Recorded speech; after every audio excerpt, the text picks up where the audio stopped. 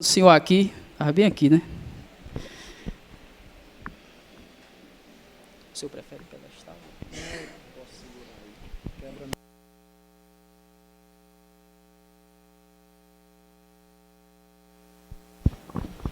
Diga, né? Tudo bem. Boa noite aos irmãos. Então, o Micael já fez a apresentação. Eu pensei que ele ia dizer assim, é o Carlos Lee, filho do Bruce Lee. Mas não, é o pastor do Acaraú, minha família está ali, minha esposa Catarine e o Davi Lee, certo? Muito bem, o que acontece com alguém que recebe uma ordem, certo? Uma tarefa, vamos imaginar um funcionário que ele recebe do patrão uma ordem e quando ele não cumpre esta ordem, aquilo que lhe foi mandado, o que geralmente acontece com ele? Ele perde o emprego. Não é verdade? Então, o funcionário que recebe uma determinada ordem para fazer aquilo que lhe foi ordenado e não faz e não cumpre, provavelmente ele será despedido. Mas o que acontece com uma igreja que não faz aquilo que lhe é ordenado? O que foi ordenado à igreja? Então, Atos 28 é o que foi ordenado à igreja. E sereis minhas testemunhas, não é? Em Jerusalém, em Judeia, em Samaria e até os confins da terra. Essa foi uma das ordens que Cristo deu aos seus discípulos, à sua igreja, que ainda não tinha sido formada, mas deu essa ordem aos discípulos: vocês devem testemunhar o evangelho, anunciar o evangelho aqui em Jerusalém, mas também nas vizinhanças em Judéia, mas também em Samaria e além das fronteiras. Será que a igreja primitiva estava cumprindo o seu papel, a sua ordenança, aquilo que lhe foi ordenado? Em parte, podemos dizer que em parte a igreja estava fazendo isso. Os discípulos estavam pregando em Jerusalém, mas havia esquecido além das fronteiras, havia esquecido de sair das quatro paredes. A igreja primitiva havia se limitado apenas ao seu pequeno mundo e havia esquecido que há outros povos, há outras nações que deveriam ouvir as boas novas. Deus usa a perseguição para despertar a sua igreja para a evangelização. Deus usa a perseguição para despertar a sua igreja à evangelização. Em Atos capítulo 8, nós já lemos esses versos de 1 a 4, Atos 8, de 1 a 4, nós não iremos ler novamente, a passagem já foi lida, mas Deus, Ele usou a perseguição para despertar a sua igreja à evangelização. Vamos ler apenas o verso 1 de Atos 8. E Saulo aprovou a sua morte. No mesmo dia levantou-se grande perseguição contra a igreja que estava em Jerusalém. Todos, exceto os apóstolos, foram dispersos pelas regiões da Judéia e Samaria. Vamos orar. Senhor, nós te agradecemos por essa noite que o Senhor tem nos dado a oportunidade de ouvir mais uma vez a tua palavra. a qual vai servir ou de condenação ou de salvação, a qual vai servir de desafio para as nossas vidas, a qual vai nos ajudar a sermos despertados para evangelizar outros povos. Abençoa esse tempo e que a tua igreja seja desafiada pela tua palavra. Em nome de Jesus, amém. Então Deus usa a perseguição para despertar na sua igreja a evangelização. E Deus usou a morte de um servo para provocar a perseguição na sua igreja. E este servo é Estevão. Então, todo o capítulo 7, nós conhecemos, fala de um grande homem de Deus que começa a testemunhar o evangelho, começa a contar da lei de Moisés até Salomão, e quando chega na parte dizendo, e vocês são traidores, e vocês são homicidas, quando ele chega nesse momento, os religiosos ficam enfurecidos, os religiosos ficam furiosos, a ponto de arrastarem fora da cidade e apedrejarem. Só que antes disso, o versículo fala que ele viu Jesus Cristo à direita de Deus. Verso 55 de Atos 7. Mas Estevão, cheio do Espírito Santo, com os olhos fixos no céu, viu a glória de Deus e Jesus em pé à direita de Deus. E disse, vejo o céu aberto e o Filho do Homem em pé à direita de Deus.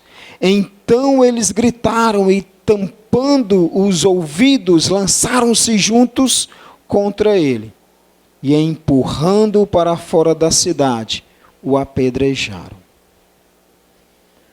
É por causa dessa morte, desse servo, que a igreja ela é despertada a sair do seu local.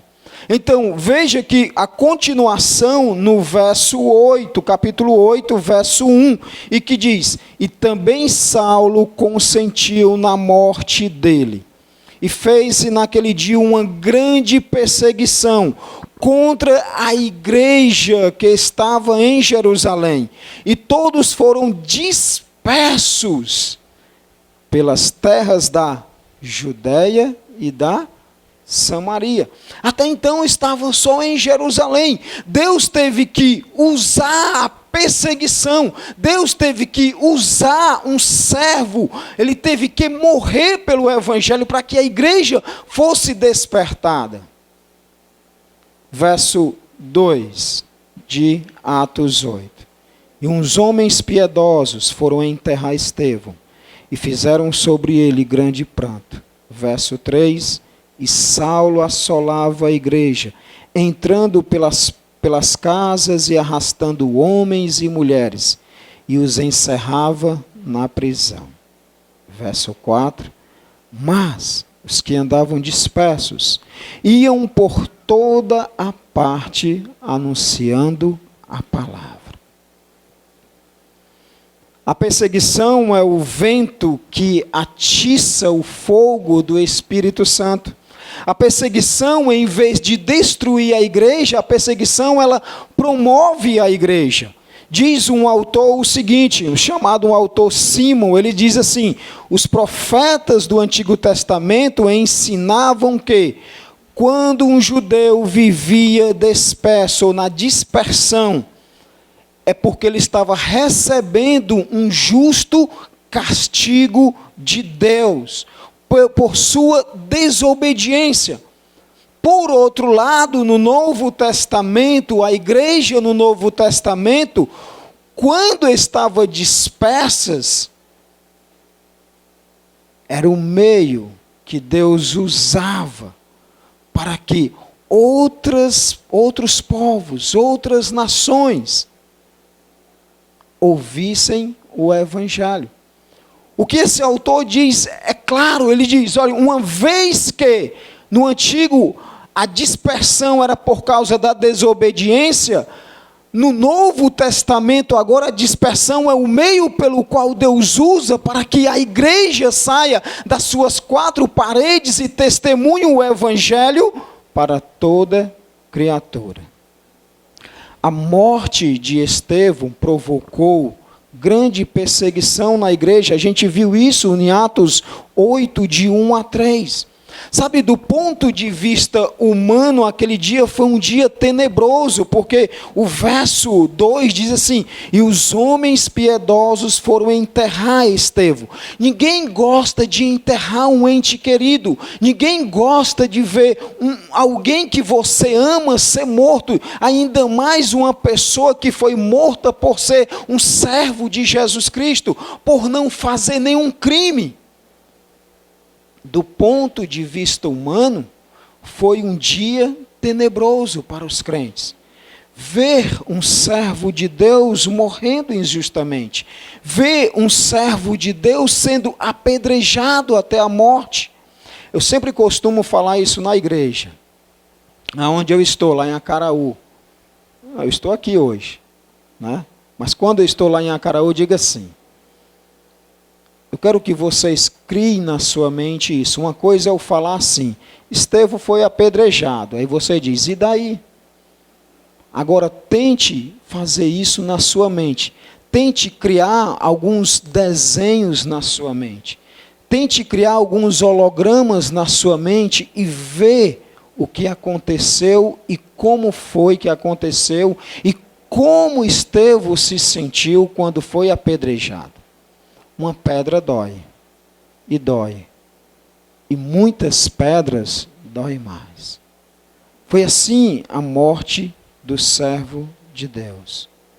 Para aqueles crentes foi um dia tenebroso, um dia pesado, um dia de grande tristeza, porque um servo de Deus foi executado, e sem cometer crime algum, só porque ele testemunhou o evangelho, as boas novas, só porque o fato dele ter visto a glória de Deus e Jesus Cristo ao lado da glória de Deus.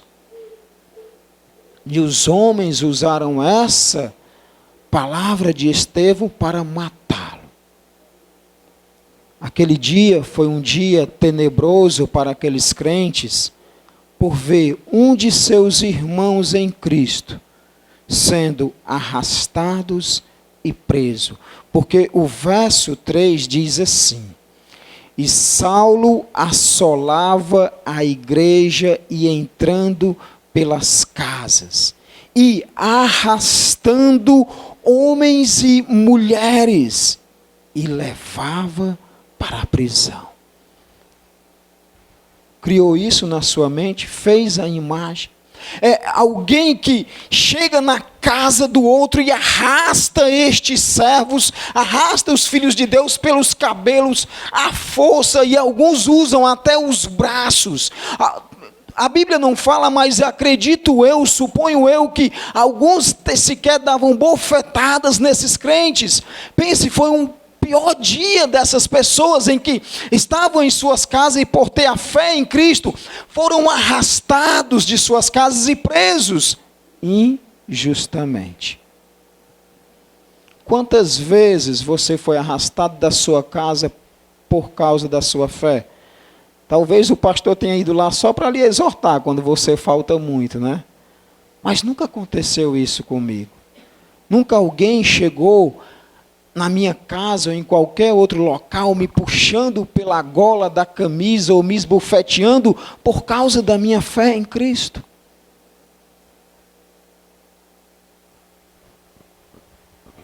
Então, do ponto de vista daqueles irmãos, foi um dia tenebroso, aonde alguém morre, um servo morre, e que os crentes começam a ter suas casas invadidas e são arrastados e presos.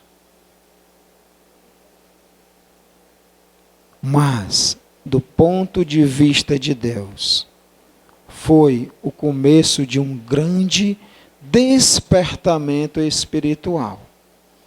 aqui dá início Deus usando a perseguição para que a sua igreja alargue as suas fronteiras, que a igreja seja despertada ao ponto de sair agora de suas casas e à força para que o evangelho atinja até os confins da terra. Se você observar lá nesses versos de 1 a 4 do capítulo 8, fala de Judeia e fala de Samaria. Lembra de Atos 1:8? Até então a igreja estava nas suas quatro paredes. Até então a igreja estava acomodada. Mas Deus usa a perseguição para que a igreja saia das suas quatro paredes. Deus usa a morte do seu servo Estevão para que a igreja saia da sua mordomia, para que a igreja saia do seu lugarzinho aconchegante. Sabe, irmãos, eu reconheço isso. É bom estar em casa. Rapaz, às vezes eu deito lá, eu ganhei um tucum de uma senhora, tucum grosso, forte, porque tem que aguentar, eu sou pesado, sou gordo, certo? Sou pequeno. Aí eu deito ali, aí ligo a televisão, aí vou assistir um filme. Não é filme de crente não, é um filme de ação mesmo. Aí é tão bom, eu fico deitado ali no meu cantinho. Não tem coisa melhor. Ou tem de você estar na sua casa, comendo, assistindo um filme. A mulher fica lá no quarto, o menino também, eu fico em paz. Não tem coisa melhor. Mas não é isso que Deus quer.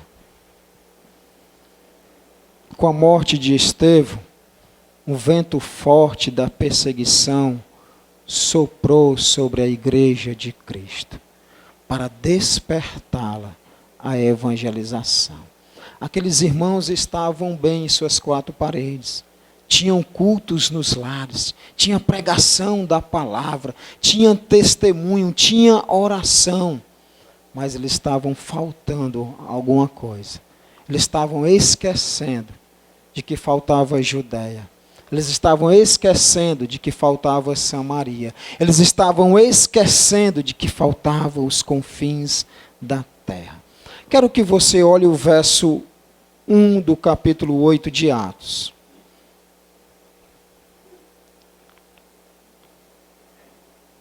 O finalzinho que diz assim, ó. Não, vou ler todo. E Saulo aprovou a sua morte. No mesmo dia, levantou-se grande perseguição contra a igreja que estava em Jerusalém. Todos, exceto os apóstolos. Todos foram dispersos, exceto os apóstolos. A pergunta é, por que os apóstolos não foram dispersos? Por que eles ficaram em Jerusalém? E Calvino responde dizendo, os apóstolos não fugiram de Jerusalém porque é dever de um bom pastor dar a própria vida em defesa das ovelhas quando elas são atacadas por um lobo. É por essa razão que eles ficaram, que eles eram os pilares. Eles eram fundamentos e não deveriam sair dali, em Jerusalém. Eles treinariam outras pessoas para que saíssem de Jerusalém e atingissem os confins da terra. Dizem, que o capitão nunca abandona o seu barco até que todos estejam salvos.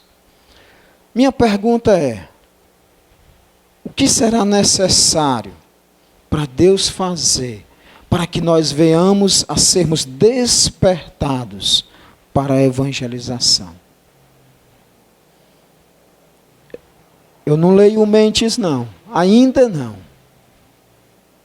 E eu nem sei a vida de vocês, mas eu sei que vocês têm uma vida boa, têm uma vida aconchegante. E eu sei que alguns crentes não fazem aquilo que Deus tem ordenado.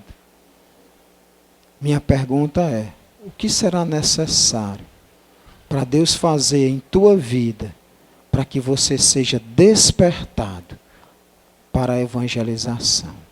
O que será? Essa pergunta, só quem pode te dar a resposta é Deus. Deus usa a perseguição para despertar na sua igreja a evangelização. Primeiramente, usa a morte de Estevão.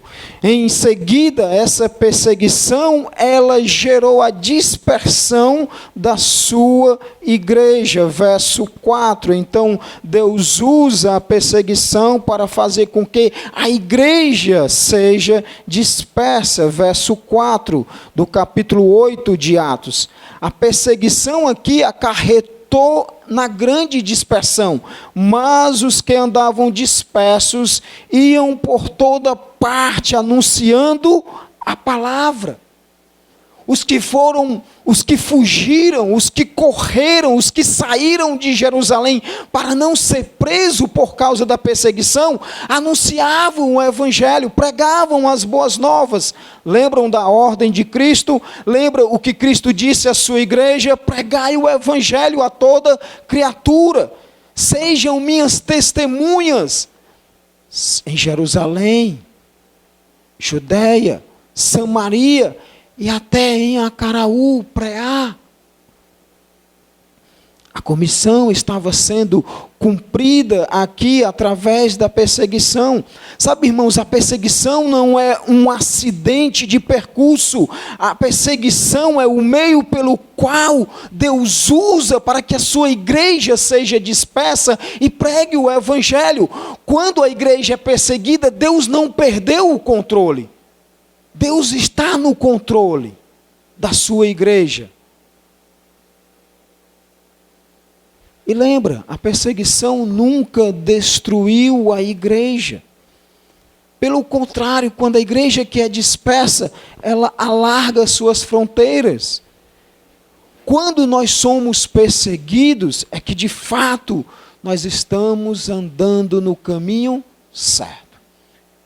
Isso é o mais certo de todos. Quando você é perseguido, é porque alguma coisa para Deus você está fazendo. Algo está incomodando aqueles que não têm Cristo. Quando você é perseguido, é porque de fato você está anunciando as boas novas às pessoas. Quando somos perseguidos, Deus está trabalhando em nossas vidas. Deus está atuando em nossas vidas.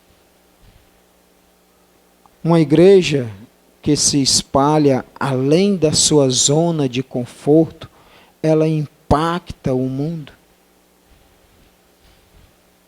Eu nunca esqueço de uma pregação em que o pastor usou a ilustração de um estádio de futebol, onde o torcedor, por mais tímido que ele seja, ele é impactado, é contagiado o seu vizinho torcedor, ou por aquela multidão de torcedores. E a igreja de Cristo, ela deve causar impacto na vida das pessoas.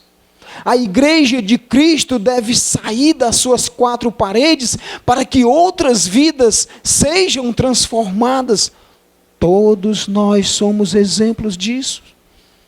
Alguém saiu da sua casa, uma igreja fechou as suas portas, não que ela afundou, mas fechou as suas portas no sentido de que saiu de seu ambiente, do seu habitat e foi para outro local e pregou o evangelho. Nós só estamos aqui porque alguém foi testemunha de Cristo.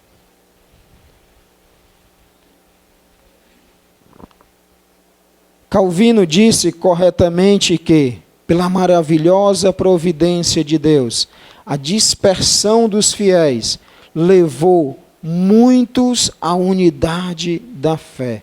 Assim o Senhor trouxe luz das trevas e vida da morte. Olha se não é verdade. Todas as vezes que nós passamos por sofrimento, uma família passa por aflição, ela fica mais unida, ela fica mais perto um do outro.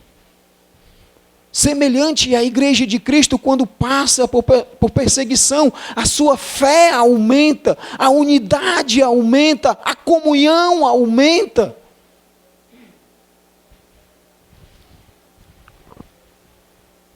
O termo aqui disperso, que é escrito por Lucas em Atos 8, certo? Significa sementeira, semeadura, espalhar sementes. A palavra disperso. Um autor chamado Oren acrescenta que a perseguição faz com que a igreja aquilo que o vento faz com a semente. O vento espalha a semente e aumentando a colheita. Os crentes em Jerusalém eram as sementes de Deus. E a perseguição era o vento que Deus usou para plantá-los em um outro solo, a fim de que desse frutos. E é verdade. Não foi isso que Jesus disse aos discípulos? Frutificai-vos. Fazei discípulos. Mas isso só acontece quando eu saio do meu habitat, quando eu saio do meu conforto, quando eu saio da minha casa nas quatro paredes. O sangue de Estevão deu início à evangelização do mundo. O sangue de Estevão despertou na igreja a evangelização até aos confins da terra. A morte de Estevão não foi por acaso. A morte de Estevão foi o propósito de Deus para que a igreja do Senhor fosse despertada à evangelização. Minha pergunta é: o que precisamos para sermos despertados à evangelização? O que você precisa para ser despertado à evangelização? Deus usa a perseguição para despertar na sua igreja a evangelização. Ele usou a morte de Estevão e que essa morte gerou a dispersão da igreja e essa dispersão acarretou na evangelização. Ainda no verso 4 do capítulo 8, que diz a partezinha final: a dispersão produziu uma poderosa evangelização. E os que andavam dispersos iam por toda parte anunciando a palavra de Deus. A dispersão levou ao mais significativo avanço a missões. Podemos dizer aqui que a perseguição era necessária para levar a igreja de Cristo a cumprir o mandamento de Atos 1:8. Se Deus não fizesse isso, provavelmente a igreja não iria até os confins da terra, a igreja nem sequer iria a Samaria.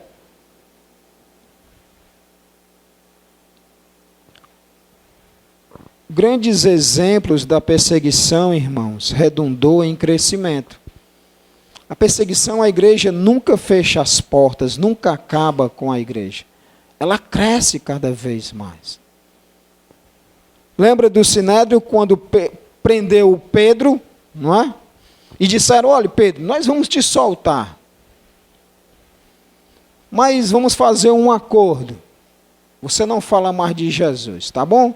Não, fale de outras coisas, fale da pesca. Fale como é bom pegar muito peixe e comer na beira da praia. Mas de Jesus não fale não. Aí Pedro disse: tá bom. Pedro disse isso, não foi? Tá bom, vou fazer, tá certo. Eu que não quero ser preso, não sou nem doido de ser preso. Foi não? Pedro disse assim, não. Quer dizer que eu estou mentindo aqui? Verdade. Pedro não disse isso. Pedro disse o quê? Importa obedecer a Deus do que a vocês. Eu lembro uma vez que eu era jovem, muito jovem, eu não era nem casado ainda, nós fomos para o Norte Shopping. E aí começamos a evangelizar as pessoas lá do Norte Shopping, entregando o folheto, eu, a minha esposa e a mocidade lá da igreja. Então faz muito tempo, certo? Então muito tempo mesmo. E aí o segurança me pegou pelo braço. O tamanho do rapaz. E eu ainda era menor ainda, eu acho. Não, era o mesmo tamanho. Só que era magro, né?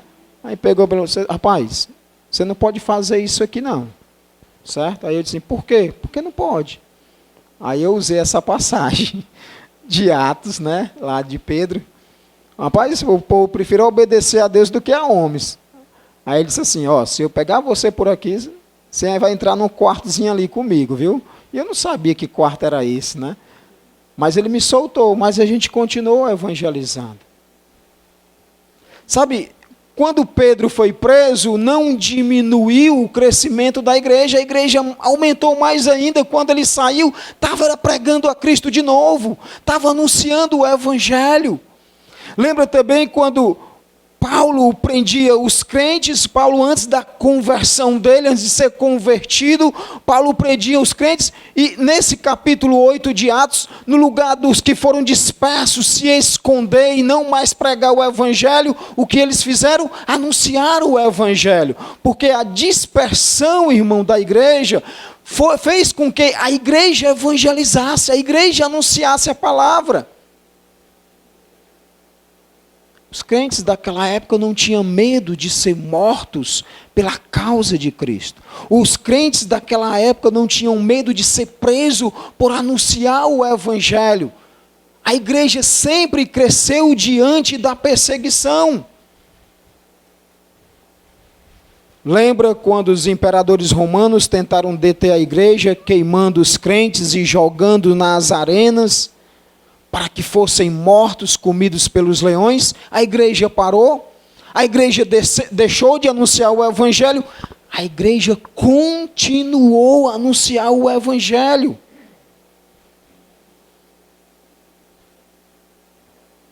Em 1553, a rainha Maria Tudor mandou queimar em praça pública os líderes da igreja e promoveu um verdadeiro banho de sangue.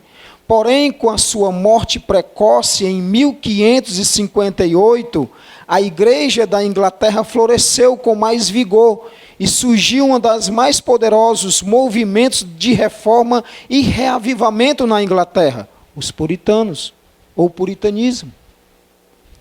A igreja, ela não para diante das perseguições, porque Deus usa a perseguição para que a igreja pregue o evangelho até aos confins da terra.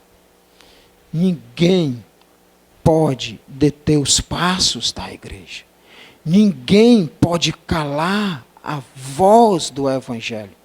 Prisões, fogueiras, não podem impedir o avanço do evangelho, o crescimento da igreja de Cristo, porque a obra é de Deus.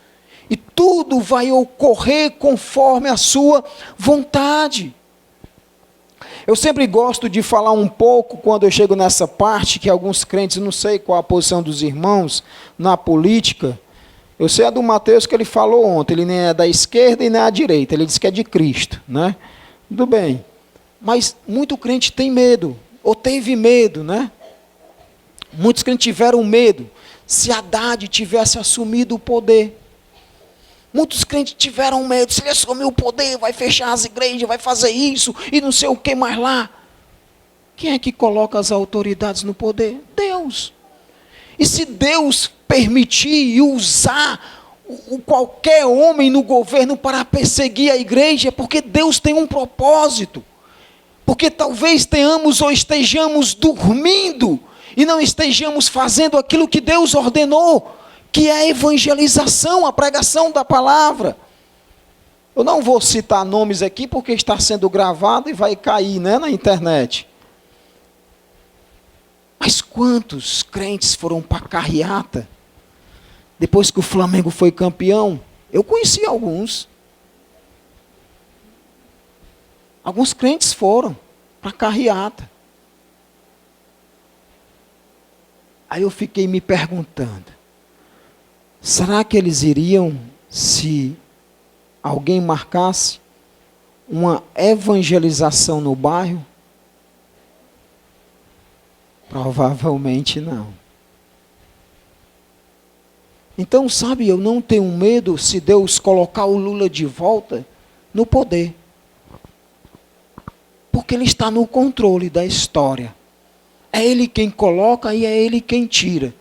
E qualquer mal que vier à igreja de Cristo, Deus tem um propósito. E nesse tempo, Deus usou a perseguição para despertar a sua igreja à evangelização.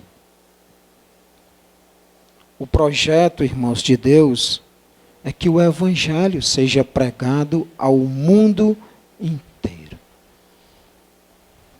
E nessa época, Deus usou a perseguição para que a igreja de Jerusalém saísse de Jerusalém, fosse a Judéia, e foi, fosse a Samaria, e foi. Logo depois, se você ler, se eu não me engano, Filipe vai a Samaria, e até aos confins da terra.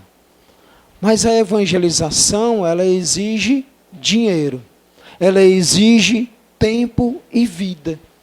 Para alguém estar em outra cidade ou em outro país, é necessário que uma igreja invista não só em oração, mas também financeiramente, para que outras pessoas ouçam o evangelho.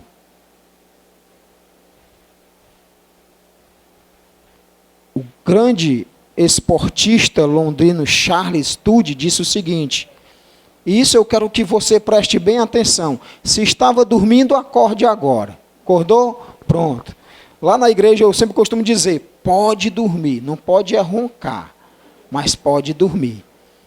Eu deixo dormir, pode dormir, que não vai atrapalhar ninguém. Se não roncar, não atrapalha. Mas olha o que esse homem disse, Charles Studd. Eu acho que é essa a pronúncia. Tudo bem. Se Jesus Cristo é Deus, e Ele deu a sua vida por mim, nada é sacrificial demais que eu possa fazer por Ele.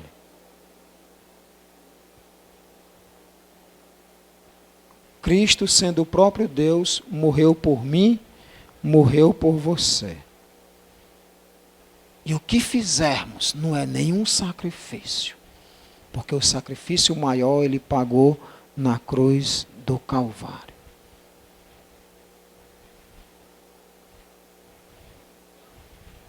A igreja de Deus precisa ser despertada à evangelização.